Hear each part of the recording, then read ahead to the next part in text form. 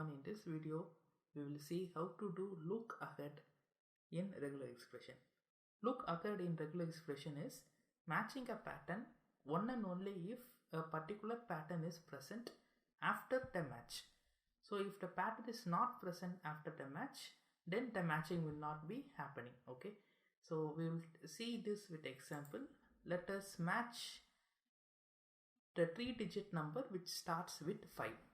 So that means first digit should be 5 followed by any digit, so /d, and the third digit also can be anything, so again I will give /d.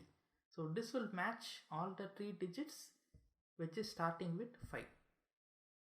Let me run this code and show you there are totally 4 matches found in this string. Now consider that we want to match 3-digit number starting with 5 one and only if it is having 3 at the next position. Okay, so that is, this is 3-digit match, so after this match there should be a 3. So if it is present, then it should be a match, otherwise it should reject that match. And this is look ahead. So that is, we have to match the string only when a particular pattern is being repeated after this match. So let's give this pattern. So what you have to do is, so after giving this pattern you have to give the look ahead code, and the look ahead code is given by bracket question mark equal to. So these 3 characters specify that there is going to be a look ahead. So now we are going to match the string only if there is a 3 after that match. So let me close this bracket.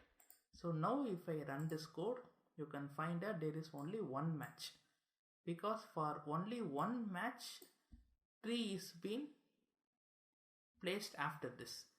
Suppose this is another match, if I replace this 0 by 3, so now we will get 2 answers in our code. So this is how look ahead works. Similarly, there is opposite for look ahead. Instead of equal to, if you put explanatory mark, so now what happens is, so if 3 is not present, then there will be a match.